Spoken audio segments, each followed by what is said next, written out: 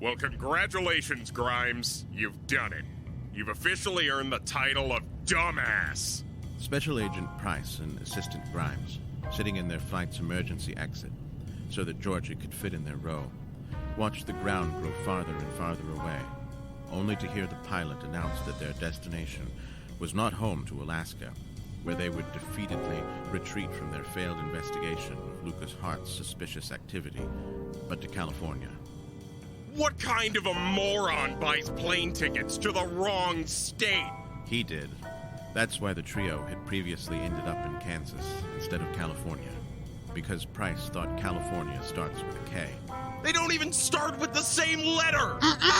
Their star witness, Georgie Jones, sat beside them. Previously assumed dead, Georgie was found all chewed up by a polar bear, but alive.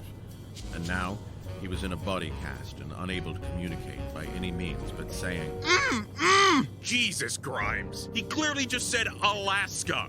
Is there even any coffee on this flight? Did you even think to include food service when you sent us off to the wrong state? Grimes, aren't you gonna get on your knees, kiss my boots, and stammer out an apology for 30 minutes? Grimes was different lately. I'll get you some coffee, sir.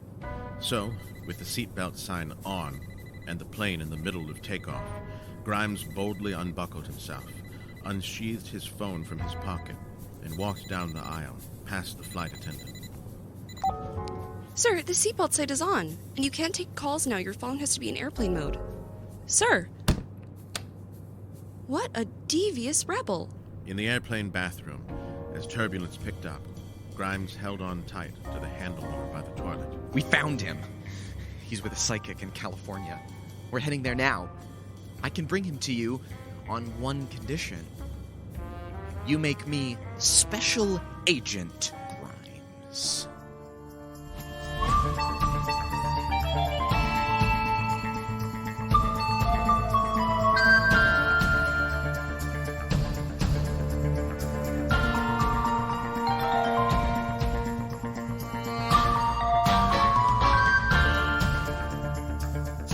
Don't worry. Episode 4. The Psychic is now offering couples counseling.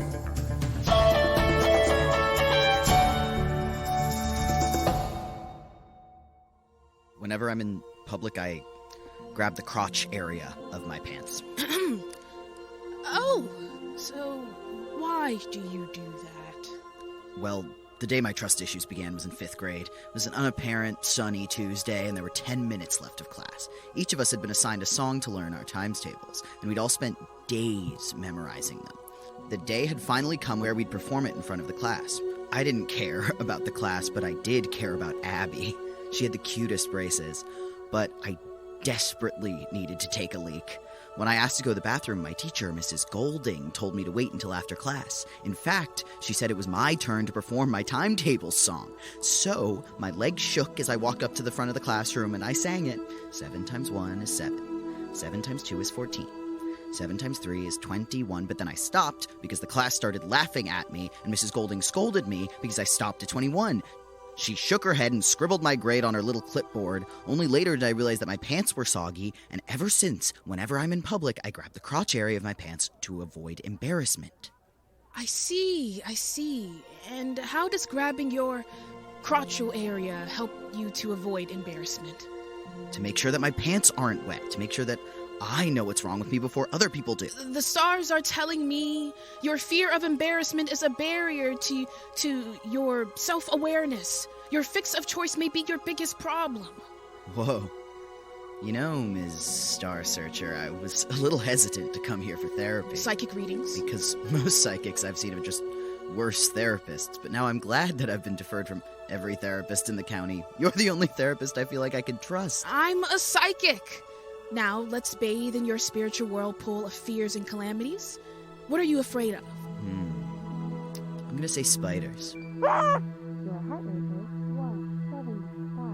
What was that?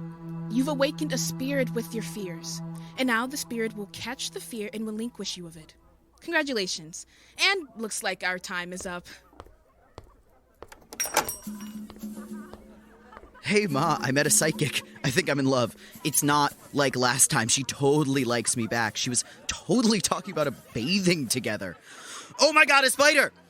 Oh my god. A spider. Okay, you can come out now. Ayesha, very carefully, check the top of my head and tell me if there's a spider on it. Do you really want me to tell you that? Your heart rate is 200 BPM. That was not the right answer! I needed you to get your heart rate to 200. Help me! Relax. Lizards! Your heart rate is 200. That was also not the right answer! Ayesha grabbed the lizard that had fallen to the ground and aimed it at the spider on Lucas's head, and the lizard gobbled it up. Okay. All good. Your heart rate is 165 BPM. Good. Thank you. No, really, I appreciate it. You know, with the amount of people afraid of spiders, I should not be under a table full of cobwebs. That was the agreement. You use my connections, I exploit your fears. Oh, the agreement. The one where you agreed that as soon as we had a following, you'd take me to the doctor? Don't you think you have a following now? Lucas pointed to the line of people waiting outside. Maybe vaguely. No, the details are a little fuzzy. You know what? I am done with you trying to get me out of going to the doctor. I will not let my fears be your paycheck. And I am done being an accomplice to your lies and your little games, you Machiavellian person. Recently, Lucas heard Clark reference Machiavelli and thought it sounded smart. You are taking me to the doctor today. What one deals out is often a reflection of how one views oneself. You can't use the Star Searcher persona when we're in a fight. We talked about this. Now just get in the car. You know, Lucas, I can't just drop everything for you all the time. I have a job, I have responsibilities, I have friends. Very funny. Right on, blah blah. Come on, Ayesha. You and I both know I'm a full-time job. Lucas walked outside, expecting her to follow. But the door closed with Ayesha behind it, and with Lucas nose to nose with Dave. Hey! Hey. You got soft skin, bro? What's up? What's up? As he watched their elaborate handshake, Lucas realized Ayesha really did have a friend, with whom she even had an inside joke. I bet they're talking about me. Your heart rate is 200 BPM. I have so many things to tell you about my personal insecurities and hopes and dreams and fears and stuff you talk about with your friends. Anyway, ready to go get our skis fitted? I can't wait for you to teach me how to ski. Whoa, Lucas, get out! Whoa, Lucas! What are we yelling at Lucas about? And Lucas wasn't in on it. Dave and Ayesha were perched at the top of a slope. Are you sure these aren't tight enough? It doesn't make a difference, other than increasing the likelihood you'll fall. I understand you a little better now. Well, the way I see it, what's the problem with getting hurt? If I didn't get my last concussion, I wouldn't have seen that squirrel on the side of the slopes. He was so funny. He was eating an acorn. The point is, all is fair in love and schemes. Sitting on a sheet of manufactured snow, Ayesha gazed at the snowless Californian view. I'm sorry. It's just... that's how I've always seen things, but these days, it's hard to keep my head up, you know? Jovie and I, on this metaphorical slope, the thought of losing her hurts too much. And I think I'm losing her. Metaphorically. Love is the hardest risk to take. That's metaphorical, bro. Dave, do you think... No, I shouldn't. Oakley dokley. Do you think I'm Machiavellian? Do you think I'm mean? Me?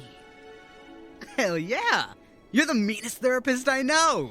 Like, bat mean? Or like, she makes a mean quesadilla mean? Dude.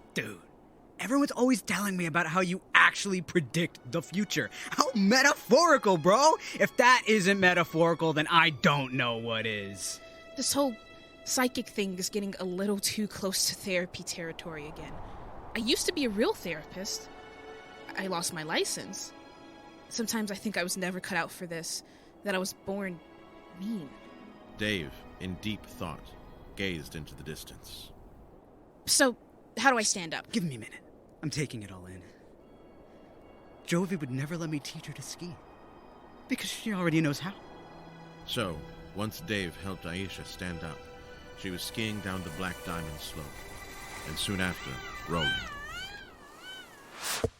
Jovie, I broke your hose, and it's drowning your lawn, and now there's a million worms on your walkway, and I think they might be growing limbs, and now these crows are dive-bombing your sidewalk. I'm really sorry about that, but I need your help. My heart rate is up. Jovie appeared in the window. Yeah, the crows will be mine. Your heart rate is up? Lately, Jovie and Lucas had been getting along. They'd even started to confide in each other, despite Lucas's condition. Jovie had forgiven Lucas enough for his long absence to ask him to ski her down the aisle. But, with 2 days until the wedding, many obstacles remained, mainly Lucas's condition. Yes, and Ayesha's on the mountain with Dave. Can I please come in? Not if your heart rate is up. I'm sorry, Lucas, but you're on your own. I don't want you messing up my day. Oh, God, I don't know why I came here at all. You're right, I'm gonna mess up your day. I'm gonna ruin it and step on it and squish it under my foot and destroy everything. Lucas, go to Ayesha. I would, but it's just that Dave and Ayesha are hanging out and keeping secrets from me, and I came to you because I thought things might be different with us now, but I was being dumb, and I'm stressed, and I'm not thinking straight, and... Why are you dressed up? Oh my God, the court case is today! No, it's not! It's not, Lucas! I don't know what you're talking about! Now go away and think about something else! Oh God, I'm sorry, Jovie, I'm sorry! Increíble! Go away, Lucas! After the paramedics refused to come, Dave and Ayesha hobbled over to the ski resort's temporary medical tent at the bottom of the mountain, a new addition based on Steve's advice to at least make the ski resort seem to care about safety. As Ayesha peered through the windows, Dave went ahead and unzipped the tent. Hey, my dudes! Hi, Dave. Dave moseyed on in and pulled a paper cone cup from a dispenser in a wall. He filled it with water from a spout and crawled into bed. Isn't someone supposed to do that for you? In my experience, it's more of a self-service kind of situation here. Oh, want to be bed buddies? Ayesha sat on the cot beside him. A paramedic came to her side and helped her get into bed. Anyone got some Tylenol? You know where it is. He's right. The paramedic held a paper cone of water to Ayesha's mouth. Call us if you need anything. Any pain, any discomfort, just press this button. You got it. Wasn't talking to you. Yeah, Raul. Haha. You're oddly chipper for someone with a concussion. Because you know what it means? It's like waking up sick on a school day and realizing, hey, I don't have to go to school. It's like not having to do your laundry because you broke your elbow, so your mom does it for you. It's like getting hurt at school and you go to the nurse's office and your mom shows up and gives you extra attention and a big hug because she feels bad for you, and usually she's not around all that often, and for all you know, she could be smooching her lawyer, but it doesn't matter because when you're sick, she'll come and give you a kiss and take you home. So yeah, I'm feeling good. You know what, Dave? No, I don't. You should try couples counseling. Ooh. Being a couples counselor was one of the hobbies I tried out, but I didn't do it because apparently it's really expensive, and also I don't want to do couples counseling with my mom. Well, it's expensive for the couples, not the counselor, but no matter. I've done couples counseling. I could do it for you and Jovie as a favor. Wow! Really? Oh. Jovie would never go for that. You'll never know until you ask. Okay. I'll ask. As soon as she shows up. She'll be here any minute. When she realizes. She'll be here soon. It never takes long. Oh, look! A blurry figure through the tarp. That must be her. Lucas stood outside the tent, shaking his hands like a gymnast about to tumble. It wasn't just Ayesha's help he wanted. You're cool. You're a cool guy with cool interests and cool friends. And you can have conversations and you can be in on jokes. Now, calm down. Your heart rate is 200 BPM. Your heart rate is 200 BPM. Your heart rate is... God, fine! Lucas unzipped the tent and walked inside. Hey, dudes! Long time no see. So what did you talk about on the slopes? That time I got a hematoma on my butt. In the corner of his eye, he saw an IV drip bag full of blood. Human insides? Lucas came forward, covered in blood. Your heart rate is 200 BPM. Calm down. Calm down. Whoa! Calm down. Lupus! Calm That's not down. his name. Come on, Dave. Give him a break. The bag just exploded. We are seeing the doctor today. Call her today. I don't care what it takes. I will be in the care of the doctor by the time the sun goes down today. It was the day of the court case, and Jovie and Steve, legal affairs partners and general affair partners, were carpooling. 1 second.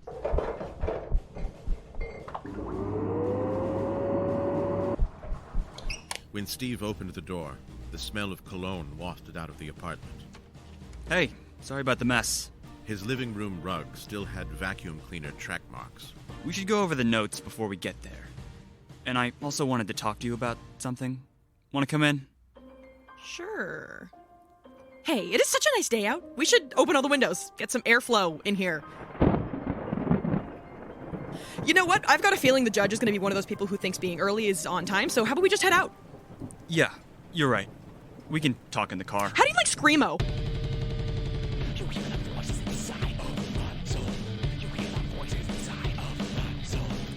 Hey! Relax, relax.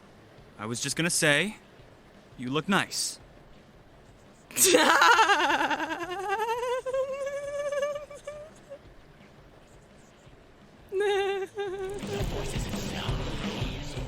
When they pulled into the courthouse parking lot, Steve took out his notes.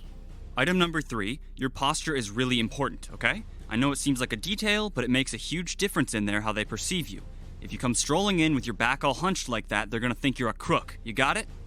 Okay, moving on to item number 4, how to talk to the judge. You know what? Just leave the talking to me, okay? I don't want any weird, confusing one-liners coming out of your mouth. It sounds unprofessional. I'll handle the talking. Oh, yeah, I appended this one. Item number 5. I know this is a little awkward, but as far as anyone in that room knows, we are not... She didn't want to talk about it. You know, help me out here. She didn't want to talk about it. You know, Jovie, you're being weirdly quiet. This is about my career being on the line. Listen, I've been vision boarding our affair, and Jovie didn't like to talk about difficult things. In English, at least. Puta madre! This was to avoid confrontations that people understand. Unfortunately, Steve also spoke Spanish. Okay, it's Spanish Day. Jovie, ¿qué pasa? Je vais oublier que tu parles español. I forgot you speak Spanish. However, she said this in French, and she fled from the car. Jovie, il faut qu'on nous parle. Steve spoke French, too. Jovie, we have to talk about this. But it was too late. She was running up the front steps of the courthouse. When Dave fell asleep in his cot, Ayesha followed Lucas, who had stormed out, covered in blood. Ayesha, you're not gonna convince me. I'm going to the doctor. We made an agreement. I don't trust her, Lucas. Lucas stopped pacing and faced her. You're trying to trick me, aren't you? You're trying to make me scared of her. I'm trying to look out for you, Lucas. You're my friend. Oh, don't pull the friend card. We both know I'm not your friend. Friends tell each other things. You tell more about yourself to Dave. Dave! Dave doesn't manifest his fears. I'm right, aren't I? You're trying to make me scared of her so I never go, and you get to keep using me, and your business gets to thrive. I wouldn't do that. Would you? His body felt lighter. He stood straighter. He was strong. Now take me to the doctor. Headaches, wasps, peanut butter.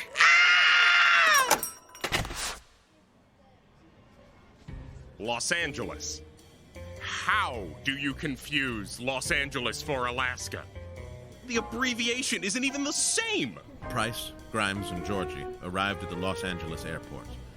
Price, believing that Grimes had mistakenly sent them to California, hadn't shut up about it during the whole flight.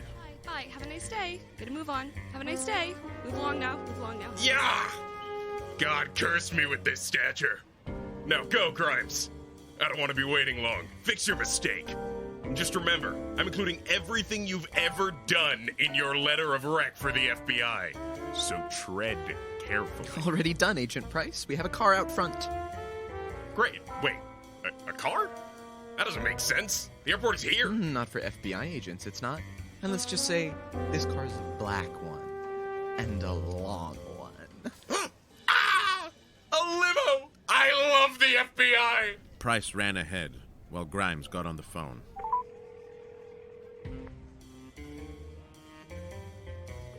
Pick up, pick up, pick up!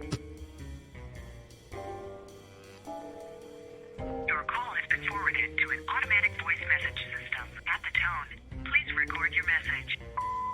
Hey, Dr. Amelia. We're on our way to California to find the psychic. If all goes well, we'll have her for you soon.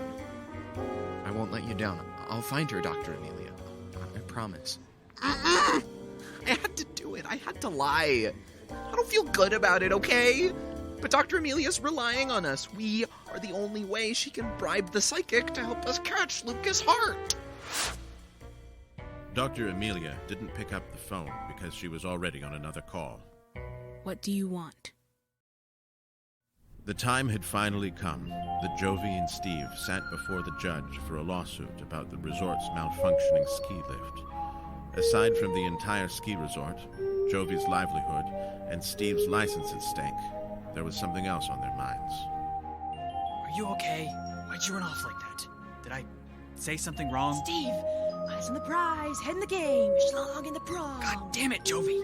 All you ever do is make jokes and insult people in foreign languages. Plaintiff, you may call your first witness. Don't make eye contact. Too late. Jovie! I didn't want to look guilty. And Steve, now is really not the time to be talking about this.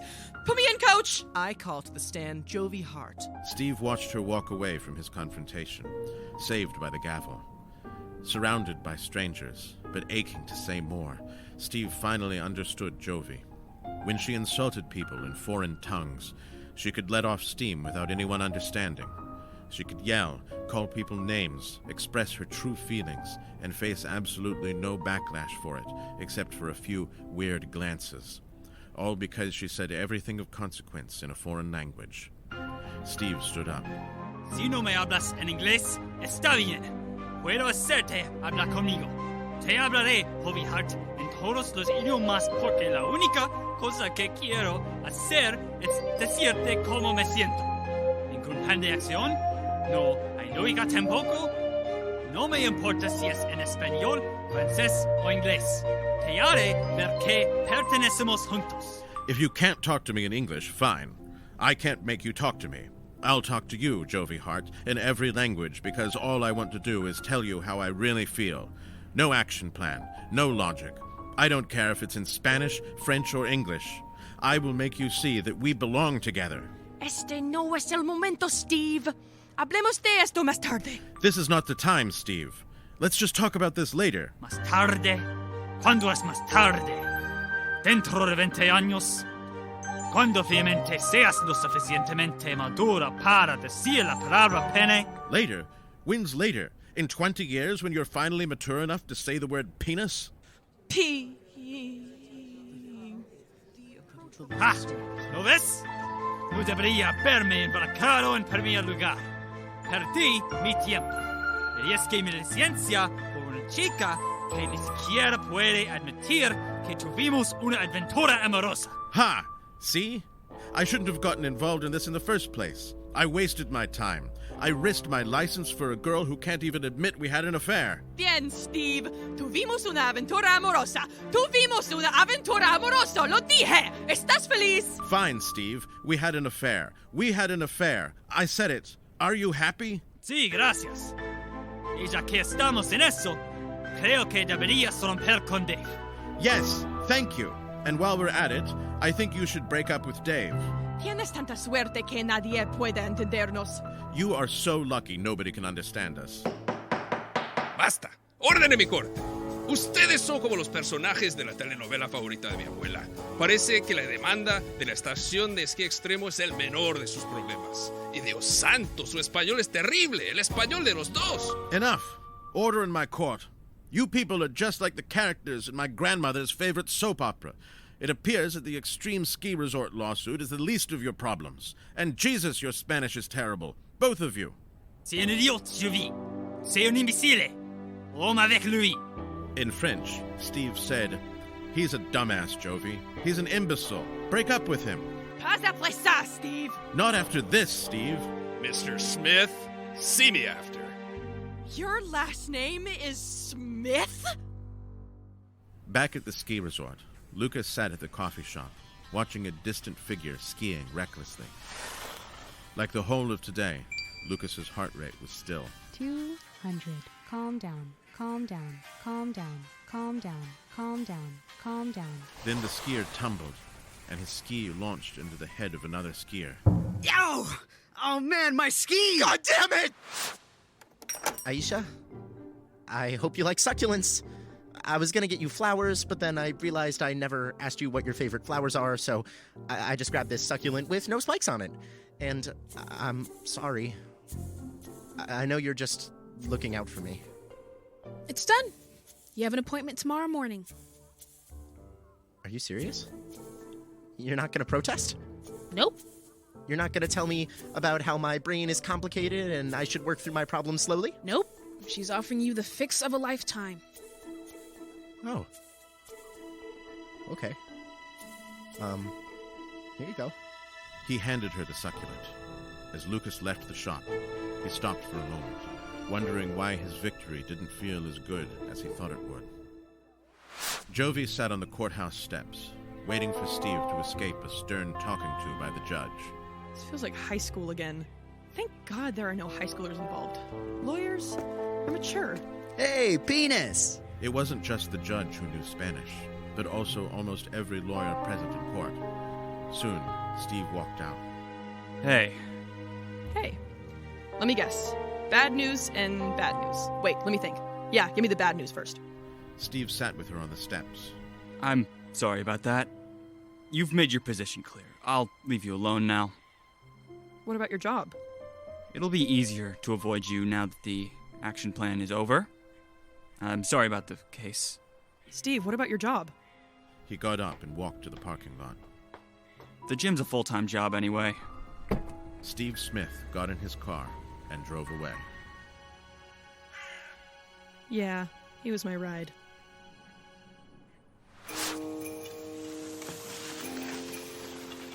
Hey, dude! You lost your skis? No, Dave, I just prefer walking. Right on! The day Lucas never even dreamed of was almost here. He had 18 hours left of his condition. And, to celebrate the occasion, he sat on the slopes to give his powers one last hurrah. I can make it work. I can make it work.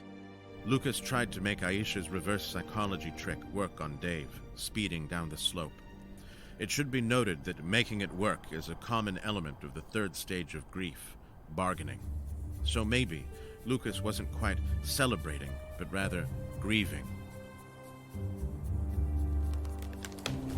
Oh God, that tree branch is loose! And, since Lucas's heart rate was at 200. all day, a huge branch fell from a pine tree, about to land on top of Dave. The tree branch was large enough to cause injury much worse than a concussion. Lucas scrambled up and promptly tripped, rolling down the hill, but barely catching a glimpse of a rock on Dave's route. As Lucas wiped the snow from his eyes to look at the catastrophe he'd caused, he saw the branch blocking the whole slope. Whoa! Oh my god! That was a close one! That was a closer one than usual! And then he also saw Dave, who had crashed just before the tree branch. The crash had saved him. I did it. I figured it out. I did it! Lucas jumped for joy. You're welcome! Thanks? And Lucas ran down the slope to tell Ayesha. Bless you, Dave! Thank you for your recklessness! I'm gonna call it off! Your heart rate is 160 BPM. Dave's heart rate, on the other hand. I really gotta rethink some of my lifestyle choices. When Jovie finally arrived home, she handed the cab driver $50 she didn't have to give. Thanks, sweetheart. Keep the change. You're short $2. I need those $2 to buy baby food. You're pregnant? Congratulations! You're the first person I've told, actually. Aww! Woohoo. Yay.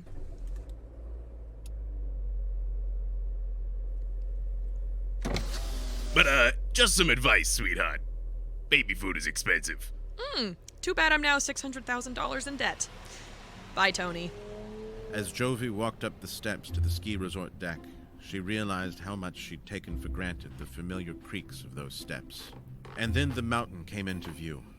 The artificial snow, the soggy wooden fencing, the sun that blinded her every time she sat in that cafe during sunset. It felt good to know it would all go away. For once, she had an excuse just to sit and look at the lawsuit-hungry thing she had created. Unfortunately, that creation included Dave, writhing in pain on the slope. Dave eyed her and sprawled out on the snow.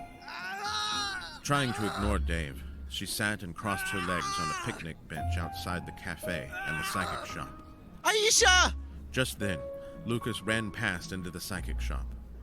Dave sat up and waved his arms. She pretended not to see him.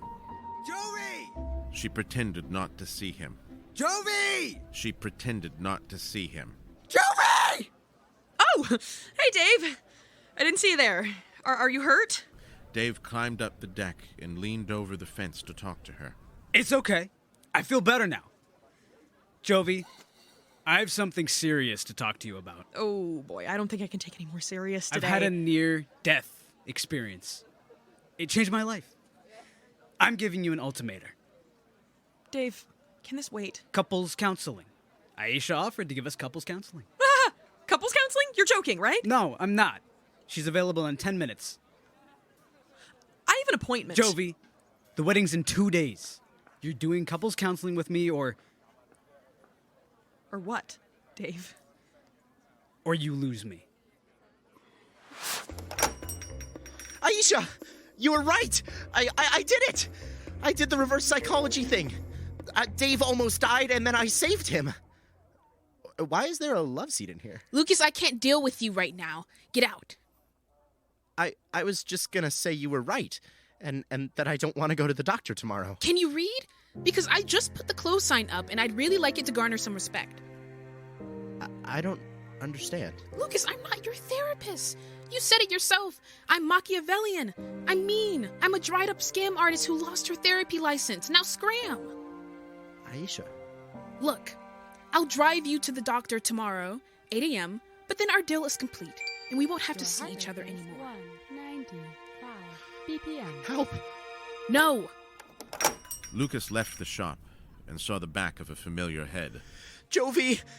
Help me calm down! Tell me what you were afraid of. With the court case? Heart rate is 200 BPM. She didn't turn to him. What happened? Just tell me. He sat down. You lost the case? You lost Steve? That's a start. You lost the ski resort. Jovie, I have to go lose my fiancé, too, in couples counseling. She got up, pushed past Lucas, and went into the psychic shop. The one good thing I was afraid of. In the psychic shop, Ayesha had broken out her old pair of glasses. She let them slip down to the tip of her nose. It made her look wise, respectable, ethical, even. Now, close your eyes and picture what a satisfying relationship would look like to you. Good, Dave, good. Are you picturing Jovie? Yep. Ryan Gosling. Great job, guys. So, why don't I start? First off, I'd say a good relationship is faithful for both parties. Do you both agree? Yes. Jovie? Yes. So, Jovie, do you expect, for example, Dave to be faithful to you? In the divine sense? Yes. I expect any man to treat me like a goddess. Say if Dave were to kiss another woman, do worse with another woman, how would you feel? Like a real loser. Like my fists would be about to get stained with some nurse's blood. And in return, can Dave expect the same kind of faithfulness from you? In the divine sense, yes. Hail Dave. Jovie, something's telling me you're not taking this seriously. Oh no! Where'd you get that idea from? You make a lot of jokes, Jovie. Let's talk about that. In my years at Stanford, I learned a few things about people like that. For one, people who make jokes are sad. People who make jokes are conflict avoidant. people who make jokes are so afraid of being forgotten, of being abandoned, that they break their neck to bring the people who they love back for more jokes. You think if you entertain people, they'll stay. You think if you confront people, they'll leave. Jokes are desperate. So I'm curious, Jovie. Do you think your jokes make you seem like you don't care as much? Let's talk about Dave now. And once again, she holds up a mirror the wrong way, bounces off the blame, and never points it at herself. That was literal, bro. Yes, Dave, it was. How about we try an exercise in conflict, you two? Right on. Now, face each other. Jovie, face your fiancé. Look him in the eye. Jovie. It's okay. She never looks me in the eye. Not even when we're... Okay. Looking. Jovie stared into the eyes of a man she knew well to find that his eye sockets were deeper than she'd thought. Now, Dave, confront Jovie. What's been pressing on your relationship? Here? Now? Go on! This is a safe space. Okay. Jovie. The ski to my boot. The breeze to my sweat. The Band-Aid to my boo-boo. Jovie looked for a bathroom to throw up in. There's no need to stall, Dave. Sometimes I wonder, is that Axe deodorant in your trunk mine? Well, Jovie, is it? Yes. Okay, good. Because I don't remember buying it, and I was getting worried that maybe it was some other guys. Man, this feels good. I feel good about this. You work wonders, Ayesha. It's no big deal, Dave. That's my job. And it looks like our time is up. Dave got up, grabbing Jovie's hand. She wanted to pull away, but she didn't. Instead, she let him pull her out of the shop. Bop. Your payment? Oh. I thought this was, a favor. It's $200 for the hour. Oh, come on. Oh, of course. Here, let me... I have $10. It's ripped, but I'll get you the rest this week. Jovie, wait one moment. Jovie waited up. This got me through college. Ayesha handed Jovie a book titled, So You're Having an Affair with Your Lawyer. Thanks for your business, Jovie. That night, Jovie arrived at an appointment. Hello, you've reached Steve. Or, more literally, you haven't. I'll call you back. Hey, Steve. Hope you're... So, I'm pregnant. I'm telling you because you already ran away, so it is here on the record that you left before you found out about the baby. Only you and Tony know about it, so... Alright. It's funny how you can't even trust an action plan to stick around. Alright. Bye. Did you know an elephant fetus gestates for 660 days, making their gestation period the longest of any mammal? Did you feel your baby kick? That's them saying to you, I bet you feel lucky now. Jovie Hart, the doctor's ready for you. No partner with you today? Hello? Ayesha Star Searcher, I found you. I understand you're with Lucas Hart. Bring him to me tomorrow, or there are going to be legal consequences. But if you comply, you'll be compensated generously. Yeah, I already talked to Dr. Amelia about that. I'll see you at the lab tomorrow. Oh, cool. Have a lovely day. I cannot believe you, you dumbass. This janky motel is not the way back to Alaska. See these beds? See this door? See the bowling alley carpet? That's called a motel, not an airplane. You understand? Shut up, Agent Price. Little Assistant Grimes is trying to stand up to Daddy. Is that so? You've been embezzling. Only my paycheck. I'm in charge now, Agent Price. Or should I say, Assistant Price to Agent Grimes. That's right. I found Lucas Hart. We're bringing him to the lab tomorrow, and I'm getting promoted. You bastard. Now get me a coffee. Hey, thanks for listening. If you like what you heard, be sure to leave a comment whether you're listening on Spotify, Apple Podcasts, or YouTube. Don't Worry is created by me, Kiana Brizendine, written and directed by Kiana Brizendine, Liam Stauffer, and Rowan Levy, produced by Kiana Brizendine and Lisbeth Jackson, scored by Minar Hashmi, edited by Kyle Brizendine, Liam Stauffer, Rowan Levy, and Kiana Brizendine, and sound effects by Rowan Levy, and last but not least, assistant directed by Lucia Lifland and Bella Reese. Starring Benjamin Hale as narrator, Chase Wayne Duffy as Lucas, Kiana Brizendine as Jovie, Marissa Salette as Ayesha, Miles O'Rourke as Officer Price, Calvin Pineda as Officer Grimes, Rowan Levy as Georgie, Leo Riley as Steve, Asher Wright as Dave, Bryce Fody as Clark, Lucia Lifland as the Pulse Watch, Lucinda Sutphin as flight attendant. and last but not least, John Burns as the judge. Thanks, Professor John Burns. And our translation consultants were Bridget White, Lucia Lifland, Yolande Brizendine, Sebastian Kaplan, Ishan Shaw, Bella Reese, and John Burns. And special thanks to Benjamin Hale, Brad Brizendine, and Thomas Mark.